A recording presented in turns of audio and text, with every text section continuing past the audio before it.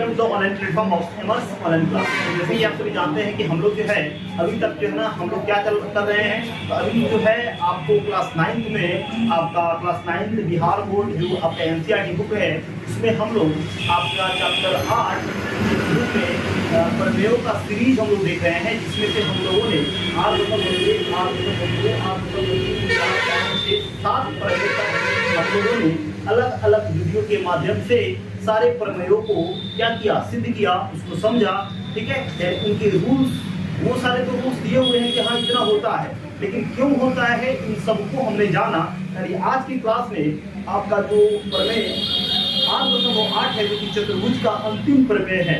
और ये बात ध्यान रखिए कि अगर वो बच्चे जो कि इन 8 प्रमेयों को नहीं समझे होंगे, या वो याद नहीं किए होंगे, या उनको बढ़िया से नहीं समझे होंगे, तो उनसे आपका चतुर्भुज का एक भी एक्सरसाइज है, एक भी प्रश्नावली के प्रश्न नहीं बनेंगे अगर ये 8 प्रमेय अगर नहीं देखे हुए हैं तो अगर हम यहाँ पे समझे तो अगर आप चाहते हैं कि सारे एक्सरसाइजेस आपका बढ़िया से, सारे प्रश्नावलियां जो है अगर बढ़िया से समझ में आ जाए, तो जितने भी आपके वीडियो बने हुए हैं प्रमेयों के, अगर उन सारे वीडियो को अगर आप देख लेते हैं तो आपको चैप्टर 8 में जो 8.1 है या 8.2 प्रश्नावलियां हैं, उनको आप बिल्कुल आसानी से इजी वे में आप कर सकते हैं, काफी इजी कर सकते हैं। उसमें से कहीं से कोई ना डाउट होगा ना कोई प्रॉब्लम होगा। ठीक है, तो आज की क्लास में आपका अंतिम प्रमेय है, जिसको हम क्या कहते हैं, 8.8 प्रमेय कहते हैं। तो आपका प्रमेय 8.8 क्या कहता है, पहले उसको लिख लेते हैं। ठीक है, तो प्रमेय 8.8 जो कि आपका अंतिम प्रमेय है, इसको हम जानते हैं क्या बोलता है। ठीक है, तो प्रमेय 8.8 में कह रहा है कि कोई चतुर्भुज एक समांतर चतुर्भुज होता है। कह रहा है कोई चतुर्भुज एक समांतर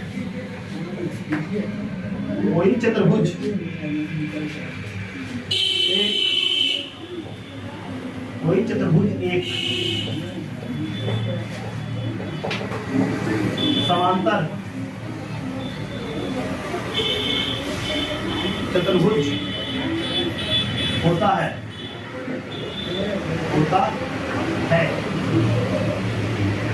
है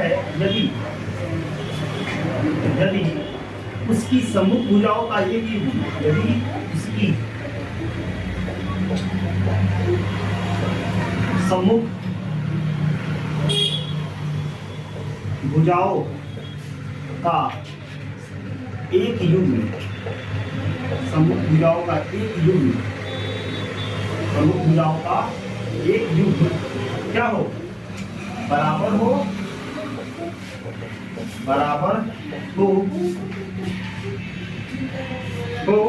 और क्या, बराबर हो और समांतर इसका क्या मतलब बनता है? तो इसका मतलब ये है कि आपका बोल रहा है कि एक कोई भी चतुर्भुज समांतर चतुर्भुज होता है, कब होता है, जब उस चतुर्भुज की सम्मुख भुजाओं का एक युग्म अगर आप समांतर कर देते हैं और बराबर कर देते हैं, तो वो चतुर्भुज क्या होगा, समांतर चतुर्भुज। तो सबसे पहले क्या करेंगे, एक चतुर्भुज ही बनाएंगे। ठीक है, इसका नाम क्या है आपका, वही ABCD। तो क्या बोला हुआ है, दिया गया है ABCD क्या है, ABCD एक चतुर्भुज है। ABCD क्या है, एक चतुर्भुज है। और क्या बोला हुआ है, एक युग्म समांतर हो, एक युग्म क्या हो, समांतर भी हो, और वही युग्म क्या हो, यानी एक युग्म समांतर हो और बराबर हो। तो मान लेते हैं कि AB जो है समांतर है किसके, CD के, और AB जो है वो क्या है, बराबर है किसके, CD के। ठीक है, AB जो है बोला हुआ है ना कि चतुर्भुज समांतर चतुर्भुज तब होगा जब उसकी एक भुजा, यानी उसकी सम्मुख भुजाओं का एक युग्म बराबर भी हो और समांतर भी हो। तो एक युग्म हमने क्या कर दिया, बराबर भी कर दिया और समांतर भी कर दिया। तो हमको सिद्ध करना है क्या, कि ये अगर इतना दिया हुआ है तो ABCD जो चतुर्भुज है वो क्या होगा, समांतर चतुर्भुज होगा। ठीक है ना, तो पहले इसको हम क्या करें, उसको अब यहाँ से देखते हैं। ठीक है, तो सबसे पहले हम क्या करेंगे, हमको अब यहाँ पे ये प्रमाणित करना है, यदि सिद्ध करना है तो सिद्ध करना है, क्या सिद्ध करना है कि आपका ABCD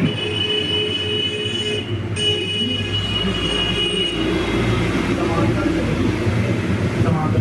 ठीक है, सबसे पहले तो अब यहाँ पे हम क्या करेंगे, यहाँ पे रचना में करेंगे, रचना A से C को मिलाया, A से C को ए से सी को मिलाया, ए से सी को मिलाया, यानी ए से हम क्या कर दिए, सी को मिला दिए, ठीक है, कोई दिक्कत नहीं है। तो यहाँ पे आपके कितने त्रिभुज बने, 2 त्रिभुज बने, ठीक है ना, कोई दिक्कत नहीं है। 2 त्रिभुज कौन से बने, एक पे आपका सी ए बी है और एक ए सी डी है, ठीक है ना, कोई दिक्कत है तो बताइए। तो यहाँ पे लिखेंगे क्या, प्रमाण में त्रिभुज सी ए डी एवं त्रिभुज ए सी डी, इसमें एक सी ए डी में और एक आपका ए सी डी त्रिभुज में, कोई दिक्कत नहीं है, समझ में आ रहा है, ठीक है।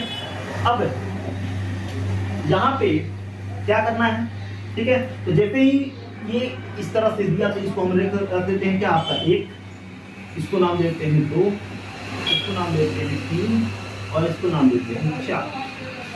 तो अब बताइए, यहाँ पे ए बी है, यहाँ पे सी डी है, तो बराबर है, लेकिन ए बी जो है वो बराबर है किसके, सी डी के।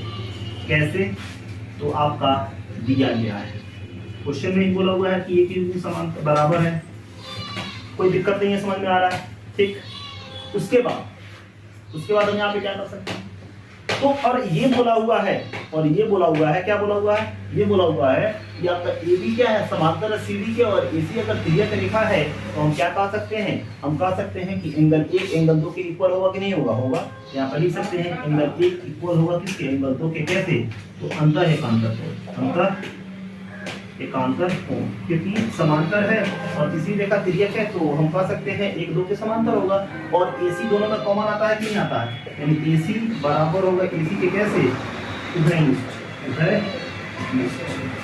तो क्या आपका लिख सकते हैं, त्रिभुज 2 त्रिभुज के हमने 3 चीज बराबर दिखा दिया, तो हम लिखेंगे इसीलिए त्रिभुज आपका CAD सर्वांगसम होगा इसके, आपके त्रिभुज ACD के।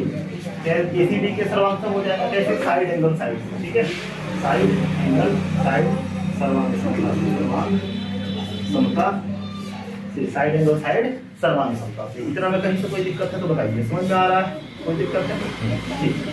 तो अगर यहाँ पे सर्वांगसम है तो हम क्या कह सकते हैं कि आपका एंगल 3, कोण 3 और कोण 4 बराबर होगा कैसे, CPCD से।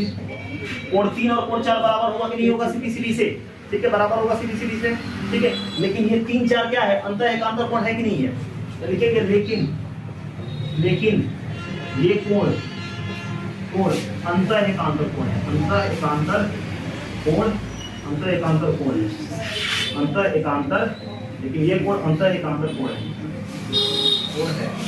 तो 3 4 के इक्वल है, तो अंतर एकांतर कोण कब बनता है, जब AD BC के समांतर हो और AC तिर्यक रेखा हो, तभी तो 3 4 के बराबर होता है और अंतर एकांतर कोण बनता है। इसीलिए हम लिख सकते हैं क्या, कि आपका AD समांतर है किसके, BC के। AD किसके समांतर है, BC के समांतर है। तो अब तो पहले ही बोल दिया है कि ABCD के समांतर है, ABCD के समांतर है, और दूसरा हमने सिद्ध कर दिया कि AD BC के समांतर है। तो ये इसके समांतर है और ये इसके समांतर है, तो बताइए ये समांतर से त्रिभुज हुआ कि नहीं हुआ, तो यहाँ पे लिख सकते हैं क्या, इसीलिए हम कह सकते हैं कि ABCD एक समांतर चतुर्भुज है। और यहाँ पे क्या हो गया, सिद्ध हो गया, और आपका जो प्रमेय 8.8 था, ठीक है, वो समाप्त हुआ, और जितने भी आपके प्रमेय थे वो सारे समाप्त हो गए, उन सारे को हमने प्रूफ किया। अब अगले क्लास में हम क्या करेंगे, इन सारे प्रमेय को आप बढ़िया से पढ़ लीजिएगा, समझ लीजिएगा, इनको आप प्रूफ करके एक दो बार आप रिवाइज कर लीजिएगा, ठीक है। और ये सारे थ्योरम को जो है, इन सारे रूल्स को, इन सारे नियमों को आपको दिमाग में रखना पड़ेगा, अपने माइंड में फिट करना पड़ेगा, ठीक है, क्योंकि ये आठों थ्योरम के बेसिस पे आपके प्रश्नावली 8.1 होंगे और 8.2 भी 8.1 होंगे, ठीक है ना। तो 8.1 में ये आठों थ्योरम के जितने भी रूल्स हैं, इन सबको आपको ध्यान में रखना पड़ेगा, क्योंकि वहां पे जब हम कहेंगे कि ये अगर समांतर चतुर्भुज है तो इनके सम्मुख कोण बराबर होते हैं, सम्मुख भुजाएं बराबर होती है, तो अगर आपको ये सारे नियम याद होंगे तभी तो आप समझ पाएंगे कि हाँ ये बात सही है, क्योंकि सर ने इसको जो है ना प्रूफ कराया हुआ था, ठीक है। तो इन आठों थ्योरम को जो है बढ़िया से आप इसको रिवाइज कर लीजिएगा, इसको समझ लीजिएगा, इनके रूल्स को याद कर लीजिएगा, क्योंकि ये एग्जाम में आपको बार बार पूछते हैं, ठीक है। अगर आपको यहाँ तक वीडियो समझ में आया, ठीक है, अगर बातें आपको समझ में आई, आपको वीडियो समझ में आया, आपको अच्छा लगा तो चैनल को सब्सक्राइब कीजिए, शेयर कीजिए और लाइक कीजिए, ठीक है। फिर मिलते हैं अगले क्लास में अगले वीडियो के साथ, ठीक है। Thank you.